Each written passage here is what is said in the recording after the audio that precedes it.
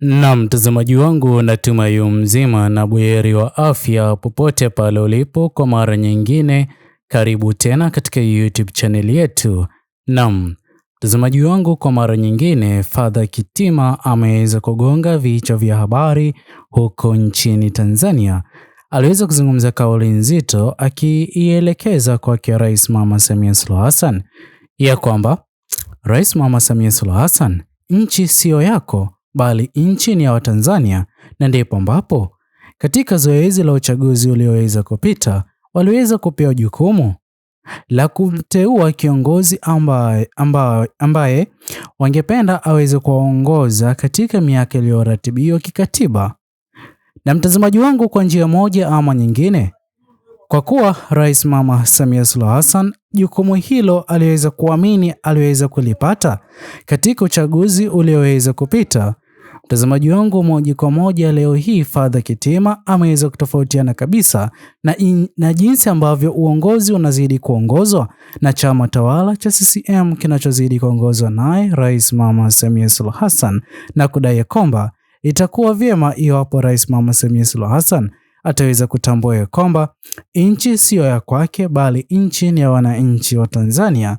Ila mtazamaji wangu, kabla niweze kuendelea na habari hii, iwapo ni mara yako ya kwanza kupatana na video zetu katika YouTube channel hii, itakuwa ni jambo jema kwa wewe hapo kufanya jambo la busara kwa kubonyeza maneno yaliyoandikwa subscribe chini ya video hii. Muhimu kabisa uweze kulike na kushare video zetu kwa makundi mawili ama matatu. Na mtazamaji wangu, gumzo zito limeweza kuzungumzwa baada ya kauli hiyo yake Father Kitima. Na mtazamaji wangu, ndio ukweli wa mambo ya kwamba Rais Mama Samia Suluhu Hassan kweli ameweza kupewa jukumu na wananchi wa Tanzania, kwani hapaswi kufanya kile anachozidi kukifanya, hasa kwa swala la utumiaji wa nguvu kupita kiasi na pia swala la utekaji. Na ndipo ambapo katika mazungumzo yake Father Kitima ameweza kuzungumza na hata kuweka hadharani ya kwamba anaamini ama kuna baadhi ya Watanzania wanaamini ya kwamba baada ya kutoka kwake katika huduma aliyokuwa akiifanya huenda akashindwa kufika nyumbani. Kauli hii inazungumzia swala la utekaji. Sote tunafahamu jinsi gani ambavyo baadhi ya public figure katika nchi ya Tanzania wanaozidi kupinga na kukosoa uongozi wake Rais Mama Samia Suluhu Hassan, kile kinachozidi kufuatia ni hao wanaozidi kumkosoa kutoweka katika hali ya njia tatanishi, baadhi yao kupatikana wakiwa wameweza kuaga dunia. Mbaya kabisa, kuna baadhi ya viongozi kama kina Mheshimiwa Humphrey Polepole ambao wameweza kutoweka na hawajulikani pahali walipo. Ila mtazamaji wangu, sasa hivi idadi kubwa ya wananchi wa Tanzania wanadai kwamba haitakuwa ni jambo jema kwa raia wote kuendelea kunyamaza kimya kwa jinsi ambavyo Tanzania inazidi kuongozwa na Rais Mama Samia Suluhu Hassan, kwani mtazamaji wangu, ni jukumu la kiongozi kuwajibika kwa ajili ya wananchi ambao ni wenye nchi waweze kuridhika na uongozi ulioko madarakani kuongoza nchi hiyo. Ila kama wananchi ambao ndio wenye nchi hawajaweza kuridhika na uongozi ulioko madarakani, moja kwa moja waweze kuvunja ukimya na kuzungumzia uongozi huo uweze kufanya marekebisho. Na mtazamaji wangu, kauli hii hivi sasa katika mitandao ya kijamii, mtazamaji wangu, amini usiamini, Watanzania wengi wanazidi kuipigia debe, kuizungumzia, na mbaya kabisa kile kinachozidi kuonekana ni jinsi gani ambavyo hivi sasa kuna baadhi ya media kutoka katika mataifa kama Kenya zimeweza kusimama na uongozi zimeweza kusimama na wananchi, kwa kuwa baadhi ya media nchini Tanzania zimeweza kusaliti wananchi ambao hao wananchi ndio walioweza kuwapa support na kuwafuata katika mitandao ya kijamii. Ila kila anachozidi kukifanya hivi sasa ni kusaliti wananchi hao ambao waliweza kuchangia pakubwa katika kazi zao za kimitandao ya kijamii, wanahabari na hata mziki. Na mtazamaji wangu, ndipo ambapo tunashuhudia jinsi gani ambavyo viongozi wa kidini na wanaharakati hivi sasa wapo tayari kusimama na wananchi, kwani ndio wakati ambapo wananchi wanahitaji kiongozi waweze kusimama nao. Na mtazamaji wangu, ingekuwa ni jambo jema kwa kiongozi kama Mheshimiwa Tundu Lissu kama angekuwa yupo huru. Mtazamaji wangu, kwa wakati huu ndio wakati ambapo uongozi ulioko madarakani kwa njia moja ama nyingine ungeweza kufahamu nguvu alionayo Mheshimiwa Lissu kisiasa.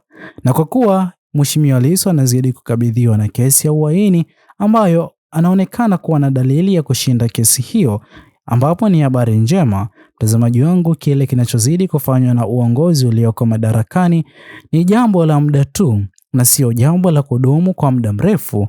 Sote tunafahamu kwamba kuna watu ambao wanazidi kulilia haki, hasa wale walioweza kupoteza upendo wao katika maandamano yaliyoweza kufanywa na vijana Gen Z nchini Tanzania. Ila tunafahamu ni kipi ambacho kitaweza kukukuta kipindi na wakati ambapo utaweza kuzungumzia swala hilo hadharani ama kutoa agizo kwa kongamano lililokuwa limetolewa naye Rais Mama Samia Suluhu Hassan kuchunguza vifo vya waandamanaji walioweza kuaga dunia, kwani tunafahamu jinsi gani ambavyo ripoti ya kwanza iliyokuwa imeweza kutolewa na kongamano hilo na kupelekewa Rais Mama Samia Suluhu Hassan nazidi kubainika kwamba kongamano hilo halikuweza kufurahishwa na hatua iliyochukuliwa na Rais Mama Samia Suluhu Hassan baada ya kurarua ripoti ambayo ilikuwa imeweza kuwasilishwa katika dawati lake.